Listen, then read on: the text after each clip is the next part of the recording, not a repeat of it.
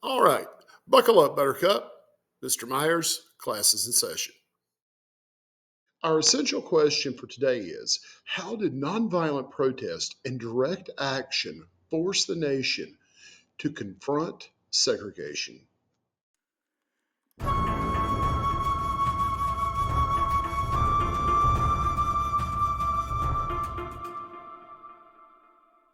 All right, buckle up, guys. Mr. Myers' class session. Today, we're diving into the heart of the struggle. Imagine getting involved, ignored, shoved around, or worse, just because of who you are.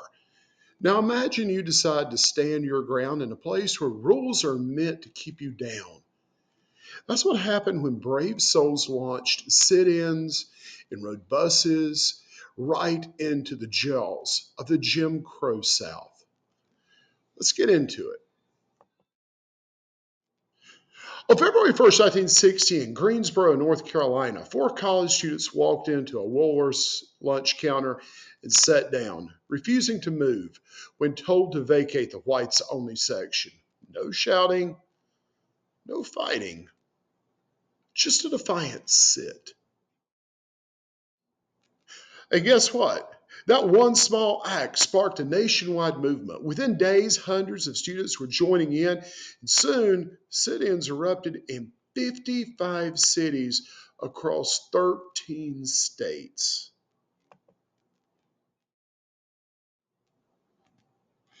All right, guys, let's see what you know so far. Why did the sit ins have such a huge impact?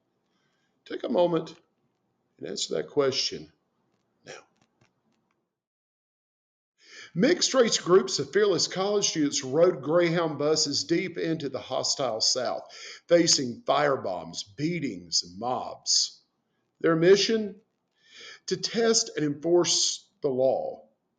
Their courage forced the federal government to intervene when local police simply looked the other way. All right, guys, let's see what you know so far. How did the violence during the freedom rides affect national perceptions of segregation? Take a moment and answer that question now.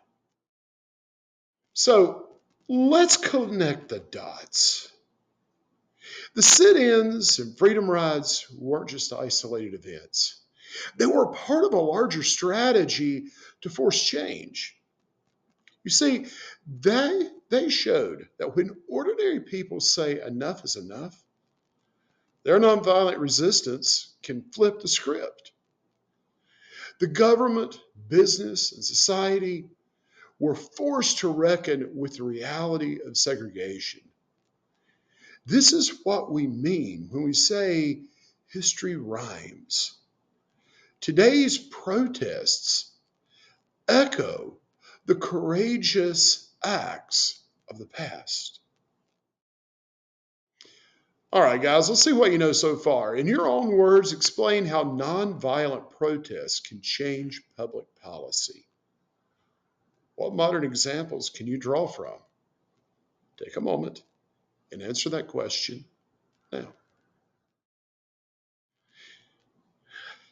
As we wrap up, remember this: nonviolent protest doesn't mean soft.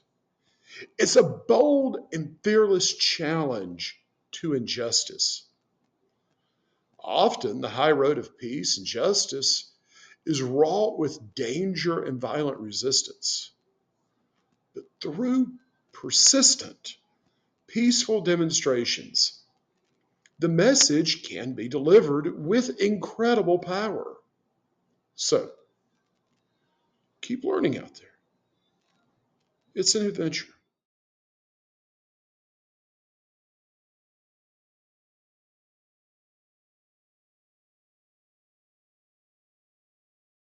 All right, so let's get something straight. Being peaceful in the face of violence is a weakness. It's the highest level of bravery. You know what's easy? Throwing a punch, yelling back, getting revenge.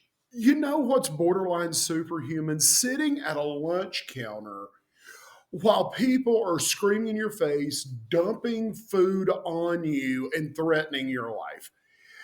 and not hitting back, walking miles to work for over a year just to prove a point when taking the bus would be easier. That takes a level of courage that most people are just never going to understand. I mean, let's be real. If someone even looks at most of you sideways in the hall, you're ready to go full WWE. But imagine having the patience, the discipline, the sheer willpower to stay seated, to keep walking, to refuse to fight back, knowing full well that the people attacking you would love nothing more for you to snap.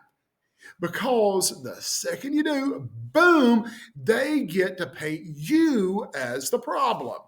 That's what made the bus boycotts and sit-ins so powerful. They exposed the real villains. They left no excuses, no justifications, just raw injustice caught in broad daylight. And here's the kicker: this strategy worked. Not immediately, it wasn't easy, but it worked. It forced people to see the truth. It made laws change, it shaped history. So don't ever mistake peace for weakness. Real courage is knowing you could fight back, but choosing not to, because you have something bigger to prove. And if you're sitting there thinking, well, that was back then, and what does that have to do with me? I'll tell you, standing up for what's right will always take guts. Maybe you're not leading a nationwide protest, but you're speaking up when you see someone being treated unfairly. Are you calling out injustice when it's uncomfortable? Probably not. Are you brave enough to take that hard road when the easy road lets you off the hook? Probably not. Because history doesn't just happen in the past, it's happening right now. And what you do and what you don't do, that's all part of the story. So the question is, would you have been brave back then? The question now is, are you brave enough to fight right now? Mr. Myers.